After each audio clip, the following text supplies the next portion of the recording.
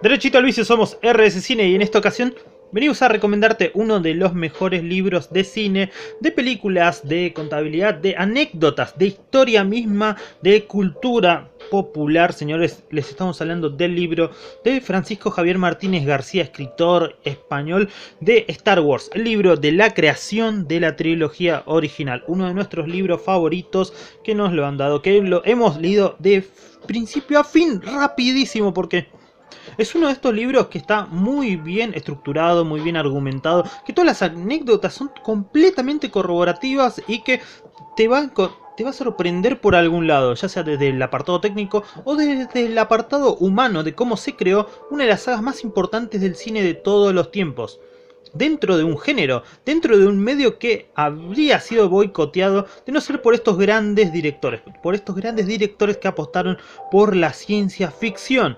Pero vayámonos derechito al vicio. Hablando primero, antes que nada, de cómo hallamos este libro, de cómo nos lo dieron para una fecha especial y cómo este libro, podemos elegir este libro por encima de muchos otros de Star Wars que hemos leído a lo largo de nuestros años. ¿Por qué? Porque si bien no es un libro oficial, y recuerden, todos los trabajos periodísticos tienen que decir que no es oficial a menos que tengas los permisos para poder imprimir todas las imágenes que tenés de la saga original o de cualquier recopilación que quieras. Por ejemplo, hemos visto en muchas tiendas los libros no oficiales sobre Doctor House, sobre series populares. Acá mismo en el país se imprimen muchos libros. Por ejemplo, teníamos uno de la serie Lost, que nos lo leímos por completo. Y te digo, ese libro era pura teoría, pero nada de de cosas concretas. En cambio acá te vas a encontrar toda la info de Star Wars. Toda esa info que si sos fanático, ¿no? Podrías enterártelo no solamente viendo un documental, 10 documentales para poder llenar de principio a fin este libro. Así que, ya que lo recontra vanagloriamos, ahora vamos a hablar, vamos a mostrarte qué tan bueno es este librazo que te digo. Si Disney, si Disney no lo oficializó, debería, porque tiene toda la calidad de un trabajo muy bien hecho, un trabajo tremendamente informado que, te digo, contentaría a cualquier fanático de Disney o de Star Wars. Ahora sí, abriendo, antes que nada, viene en una edición tapa dura que lo hemos conseguido en la librería de Cúspide, me parece, en la librería Cúspide, que hace envíos a todo el país. No sé cuántas ediciones más quedan de este libro, pero acá en Argentina, pero es tremendo. La hoja en blanco para que pongas lo que quieras, la hoja negra de las estrellas mismas de Star Wars, y abrimos y te digo, ya tenés el póster icónico de la primera película, de esa película que nos enamoró a todos, que hizo que muchos dijeran esto es el cine de verdad. Y bueno, acá tenemos el apartado importante, la información crucial de quiénes lo hacen. El autor es Francisco Javier Martínez y te vamos a contar quién es Francisco Javier Martínez, mientras acomodamos un poco acá nuestro librazo. Francisco Javier Martínez es un... Estoy leyendo una pantalla en el fondo colgado en la pared. Bien, pero bien de actor barato. Reforro. Pero bueno, es... Primero, antes que nada, es... No sé ni por dónde empezar. Es doctor en Economías y Empresariales de la Universidad de Oviedo, que fue profesor e investigador del 77 al 94, nombrado catedrático de Economía Financiera y Contabilidad de la Universidad de Catambria, un montón de títulos, director del área estratégica de Banca, Finanzas y Actividades Empresariales del Campus de Excelencia Internacional, que desempeñó cargos de vicepresidente de doctorado y estudios de posgrados de 2001 al 2004 y vicerrector de ordenación académica y profesorado del 2004 al 2006, que alberga al Santander Financial Institute Sanfin como patrono y director de la Fundación USAIF. Y te digo, este profesor, director, investigador, economista, de contabilidad, de metodologías, de todo, que impartió un montón de premios y un montón de... ¿Qué te puedo decir? Un montón de clases, por así decirlo, particulares en México, en España y en todo el mundo. Este mismo Francisco Javier Martínez hizo este libro y un montón de... hizo este libro. Varios de contabilidad, varios sobre pymes, varios sobre economía y uno sobre Marco. No sé si les sonará la serie de Marco, que es la serie del pibe que no tenía su padre porque se había escapado a la Argentina. Bueno, ese libro O sea, hizo un libro de anime, hizo un libro de Star Wars y un montón de contabilidad. Entonces, este tipo que es un catedrático que reúne información, sabe cómo manejar las finanzas de países básicamente, o de bancos directamente, que los bancos son más potentes que los países, nos trae esta belleza de calidad inigualable, que es la historia de Star Wars, que empieza nada más y nada menos con un prólogo de cómo fue que el director, que es George Lucas, empezaba empezaba a idear el universo de Star Wars una vez que no pudo conseguir los derechos para la película de Flash Gordon, derechos que habían sido adquiridos por un director italiano, y después ustedes ya vieron cómo quedó Flash Gordon en el cine. Entonces, mientras él estaba terminando de filmar la historia de American Graffiti, una de las películas clásicas y de culto de esa época, acá tenemos un póster, él más o menos estaba paseando por los diferentes estudios de cine para que alguien le banque esta película, esta propuesta de Star Wars.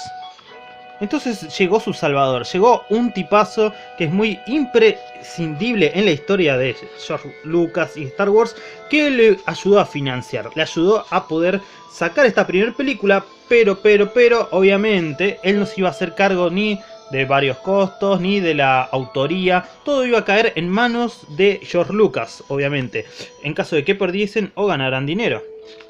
Pero esto le ayudaría un montón, le ayudaría enormemente porque nadie esperaba que la primera película fuese un éxito. Miren esta imagen de Obi-Wan como si fuese... ¿Qué te puedo decir? Puedes hacer una estampita y rezarle a esta imagen de Obi-Wan.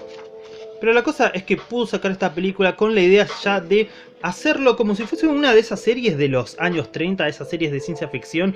Quería que tuviese varios episodios, quería que tuviese una continuidad en el cine. Y tuvo bastante inspiración en películas, por ejemplo, ¿qué te puedo decir? Del lejano asiático Japón. Por ejemplo, acá tenemos una de Kurosawa. ¿Y qué pasó? Hasta ahora es todo, la primera parte es el proceso de escritura del guión. ¿Cómo es que va haciendo acá un par de esquemas, un par de bocetos de sus personajes? Ya tenían claro que quería que primero hubiese un héroe, una heroína. Acá tenemos la primera versión que tenemos de nuestro héroe Anakin. Aunque tenía otro apellido, no era... Skywalker, me parece que era Starkiller el apellido que le quería dar. Ah, y acá miren estos bocetos y prestenle atención porque al hacer la primera Star Wars, su primer idea, como lo vemos acá dibujado, iba a ser Chewbacca y íbamos a tener una versión robótica menos humana de C-3PO.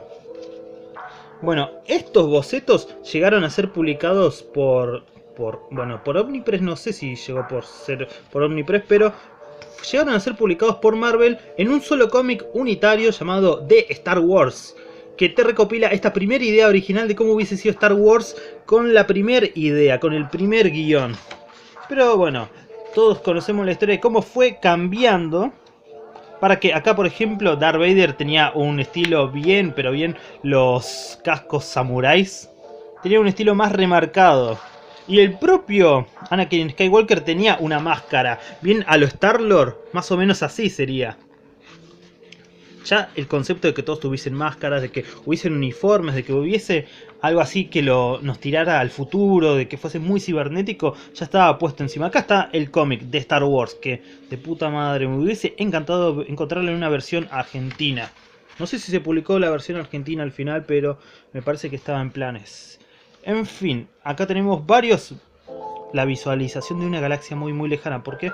Porque contrataron a un ilustrador de puta madre para poder hacer el universo gráfico de cómo iban a ser las escenas más icónicas de esta película. Tenemos acá un par de el episodio 4. Ya veían acá venir toda la pelea sobre la Estrella de la Muerte. Y miren lo que son estas maquetas, las maquetas de todas las naves, porque en la primera edición todavía no estaba nada digitalizado. El propio George Lucas tuvo que invertir para que hubiese trabajo de FX entre escena y escena. Trabajo de FX que todavía no había, o sea, tipo de cámaras rotatorias, de todo. Bueno, tuvieron que hacer todos los moldes, tuvieron que hacer todos estos modelos a escala y grabarlos con ellos. La explosión de uno de ellos no sé si llegó a ser con fuego real o no, pero Me parece que sí, hicieron explotar varias de estas maquetas.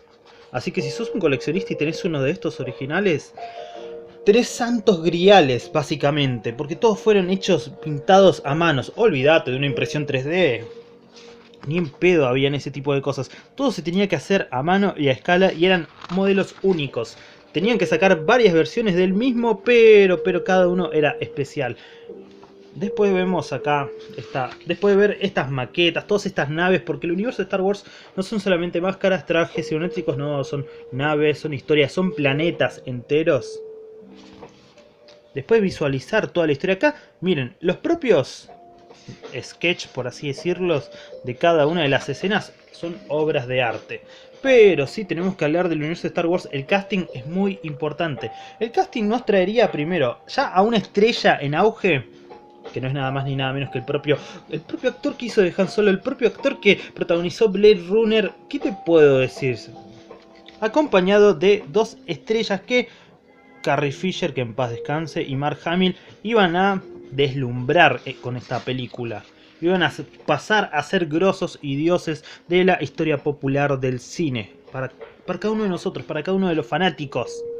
Pero sí, también habían actores más reconocidos, habían actores más grosos en escena. Acá tenemos a uno de los primeros villanos de la saga de Star Wars original. Tan frío y calculador como su propia posición podría ser. Si por un lado veíamos a Darth Vader como aquel tirano que conquistaba planetas y trabajaba bajo la sombra del emperador Sith, acá lo teníamos al mayor estandarte militar del ejército de Darth Vader. Tan frío como podría ser interpretado por este mismo actor. Pero bueno, a Darth Vader también tuvo que tener un actor debajo de su piel. Alguien que permaneciese bajo la máscara. Alguien que supiese esgrima, alguien que supiese cómo hacer todos esos movimientos. Pero la voz la daría otro actor. Acá tenemos al actor de C-3PO, acá tenemos al actor, que en paz descanse, de nuestro pequeño R2D2, Arturito, R2D2, mejor dicho. Pero bueno, el casting se volvió legendario. El casting lo veríamos en un montón de convenciones desde el nacimiento de Star Wars hasta la actualidad, hasta que sucedió lo de la pandemia mundial. Pero bueno, pasamos entonces, ya primero este libro pasa primero por la parte del guión, la financiación, el tema del diseño de personajes, el casting. Y ahora vamos a las luces, cámaras, acción, el rodaje de Star Wars. Porque la historia del rodaje es enorme, la historia del rodaje nos habla sobre diferentes inconvenientes, falta de presupuesto, los apuraron en cierto momento también los estudios para que saliera al cine. Y el ultimátum de 20th Century Fox, porque la Fox, siempre actuando así por la espalda, la Fox quería que la película saliera lo más pronto posible. Les acortaron los tiempos, no le dieron ni siquiera el presupuesto que merecían. Y entonces hubieron varios detalles digitales que no pudieron concretar como querían, básicamente. Años más tarde nos encontraríamos con las versiones digitalizadas de la película y muchos fanáticos dirán que o están muy malas o están muy... ¿Qué te puedo decir? Innecesarias, podría decirse. Algunos dirían que las ediciones nuevas, las que salieron para DVD, Blu-ray y Blu-ray 4K Super Fantasmal 3D, son solamente ediciones comerciales. Muchos prefieren tener la original, ver todos esos destellos de luces y esos effects de la época. Pero bueno, eso es una de esas cosas que uno dice divide a los fanáticos, entre los que aman o prefieren que todas estas mejoras visuales estén o no.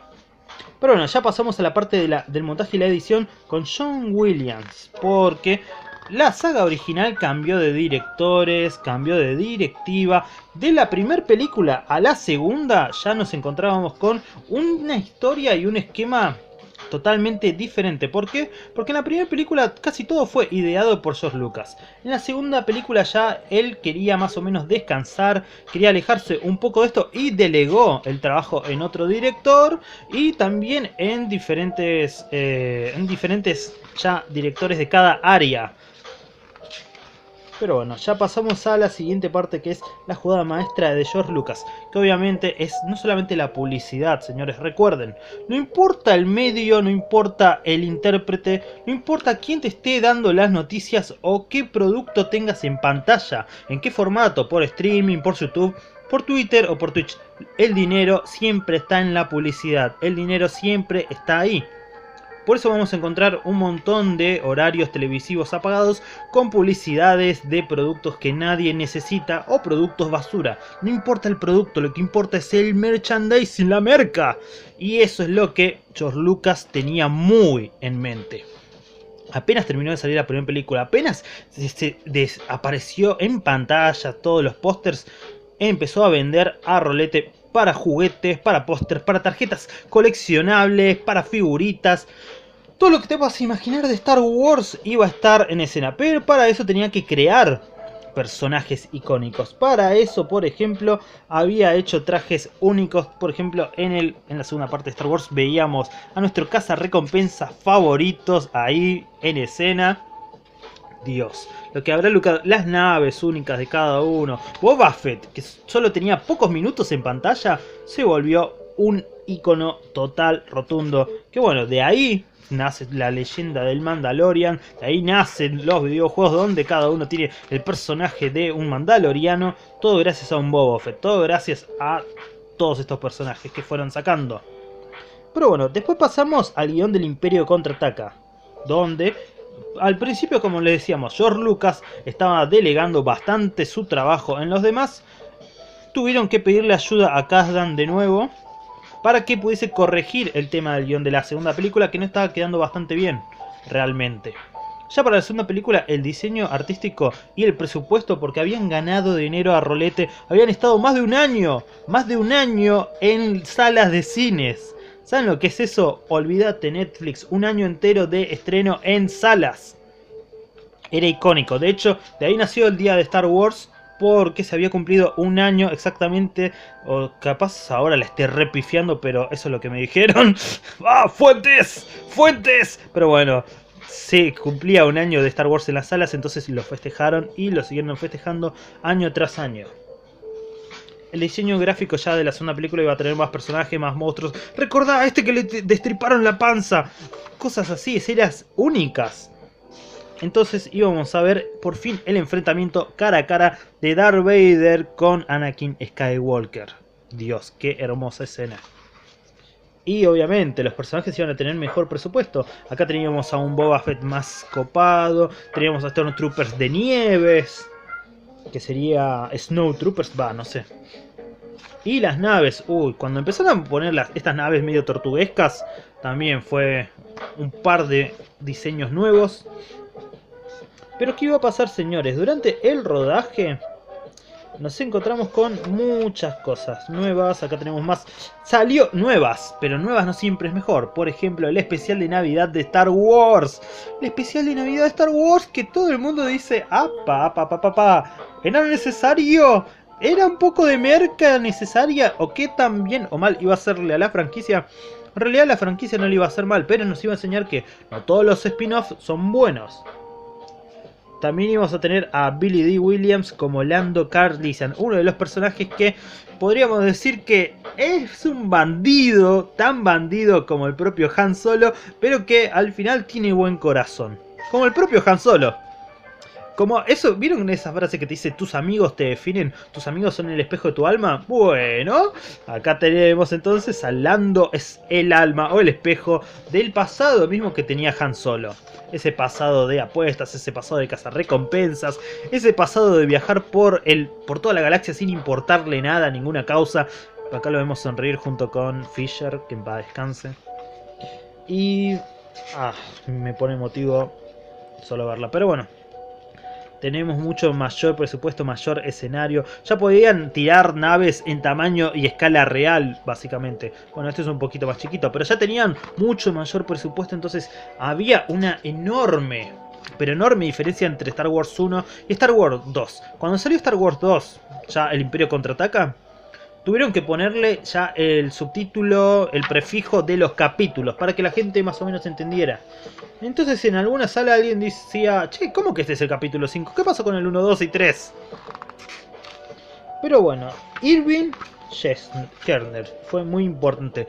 Ah, y por favor, cuando hicieron al maestro Yoda, que era un animatronic, recuerden que estábamos en la época de los animatronic, fue majestuosidad teatral total. Pero bueno, además volvemos nuevamente a la parte del montaje y la edición, ya la segunda parte, porque este ya es el montaje y la edición de la segunda película. Por ejemplo, oh Dios, toda esta parte de la pelea entre Darth Vader y Anakin. ¡Ah, yo soy tu padre! ¡No! Debes saberlo. Bueno, no me sé la letra A de memoria. ¡Ah, qué vergüenza! Pero toda esa parte es icónica, toda esa parte es tremenda.